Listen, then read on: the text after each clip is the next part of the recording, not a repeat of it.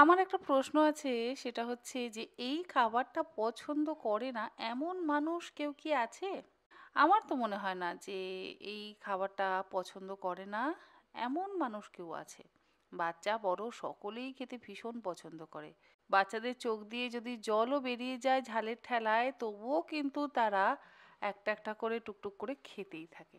Mixed fried rice বা হাক্কা noodles বা mixed noodles, এগুলো যদি সাথে থাকে তাহলে তো আর কোনো কথাই নেই। আজকে আমি ড্রাই চিলি চিকেনের রেসিপিটা শেয়ার করছি। তার জন্য 400 গ্রাম পরিমাণে বোনলেস চিকেনের ব্রেস্টের পিস নিয়ে মিডিয়াম সাইজের টুকরো করে কেটে নিয়েছি।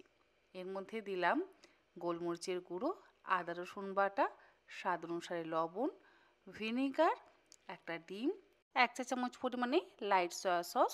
যদি লাইট সয়া সস না থাকে তাহলে 1/2 চা চামচ পরিমাণে ডার্ক সয়া সস দিলেও হবে। 1.5 টেবিল চামচ পরিমাণে ময়দা আর 3 টেবিল চামচ পরিমাণে কর্নফ্লাওয়ার দিয়ে খুব ভালো করে মিশিয়ে ওই মিনিট 10 রেখে দিলেই হবে। অন্য একটা বাটির মধ্যে 1/4 কাপ পরিমাণে জল নিয়ে সেই জলের মধ্যে 1 টেবিল চামচ পরিমাণে লাইট সয়া সস, তার সাথে 2 টেবিল চামচ পরিমাণে টমেটো কেচাপ, 1 টেবিল চামচ পরিমাণে রেড চিলি সস আর তার সাথে 1 টেবিল চামচ পরিমাণে চিলি গার্লিক সস, এই সমস্ত কিছু দিয়ে ভালো করে মিশিয়ে আলাদা করে রাখতে হবে। এরপরে কড়াইতে সাদা তেল গরম করে ম্যারিনেট করে রাখা চিকেনের টুকরোগুলো হালকা করে ভেজে তুলে নিতে হবে। আর তেল তো ভাজার জন্য একটু বেশি ব্যবহার করতে হবে, তবে ভাজা হয়ে গেলে তেলের পরিমাণটা কমিয়ে দিতে হবে।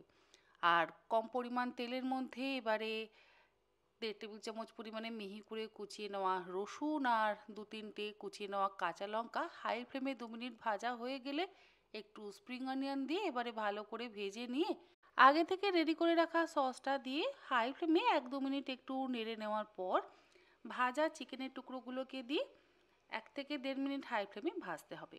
এরপরে এর মধ্যে দিতে হবে বড় টুকরো করে কেটে রাখা পেঁয়াজ এবং বড় টুকরো করে কেটে রাখা ক্যাপসিকাম। অল্প একটু এমএসজিও দিলাম। ইন্দো চাইনিজ রান্নাতে এমএসজি না দিলে স্বাদটা ঠিক আসে না, তবে যদি আপনারা এমএসজি দিতে না চান তাহলে সেটাকে অ্যাভয়েড করতে পারেন। আর পেঁয়াজ এবং ক্যাপসিকাম শেষে দেওয়ার কারণ হচ্ছে এই চিলি চিকেনের মধ্যে বেশ একটু ক্রাঞ্চিনেস যাতে বজায় থাকে, সেই জন্য। আগে থেকে দিলে না ক্রাঞ্চিনেসটা থাকে না, কেমন নরম হয়ে যায়, খেতে ভালো লাগে না। রান্নার শেষে দিয়ে দিলাম সামান্য পরিমাণে একটু স্প্রিং অনিয়ন আর দিলাম একটু রোস্টেড সাদা তিল। সব কিছু দিয়ে এবারে ভালো করে মিশিয়ে নিলেই তৈরি restaurant style dry chilli chicken. আর যেহেতু সসের মধ্যে লবণ আছে সেই জন্য আর আলাদা করে লবণ দেওয়ার প্রয়োজন কিন্তু